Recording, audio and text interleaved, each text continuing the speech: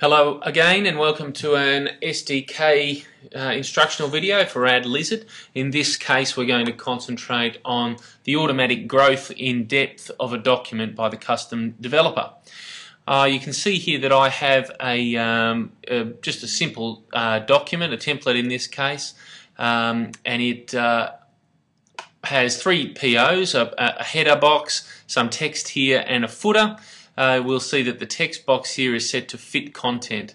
The application that I've got written, the small ASP simple app, will grow this box, adding text to this box.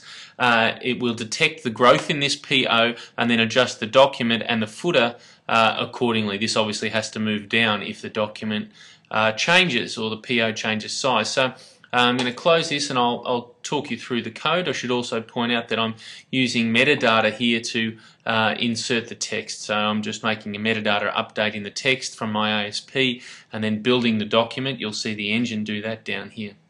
Okay, a quick tour of the ASP code, and we can see here I dim my objects. I'll make this a bit bigger.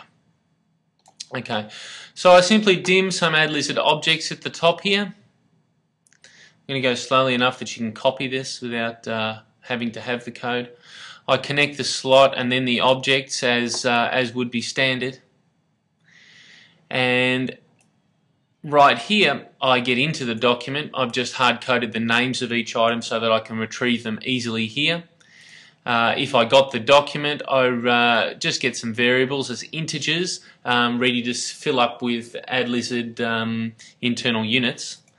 I retrieve the document and the metadata surrounding it, and I update the metadata with the text from this box here on the front page of the ASP.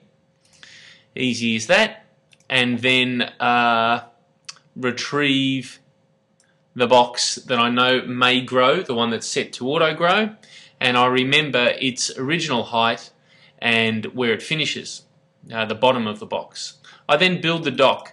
Because the PO is set to auto grow, fit to content, it'll grow automatically in the transaction if it's going to grow at all. Okay, after I've done my build, I get the PO again and then check if the PO height changed owing to the amount of text that were in there. If it did, then I simply work out how much it grew and then add that to the height of the document and update the document. I then retrieve all of the POs in the document here and loop on them, checking to see if any are longer than the if any were falling below the original PO before it grew. If that's the case here, then I've got a response.write just telling me that was for debugging, but I just add the same growth height that we added to the document to the position, the Y position of the PO. Then build the document again, retrieve it, and push the image URL back into a standard .NET component in an image. Okay, so we'll see how it works now by running here.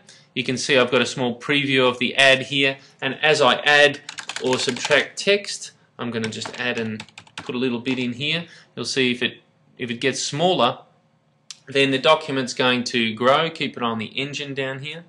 The engine builds the document and returns me a preview of the add having shrunk the box. Here it goes.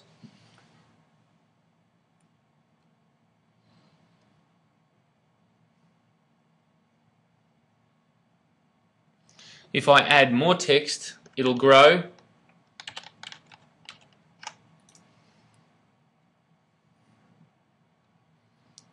And move the footer PO each time.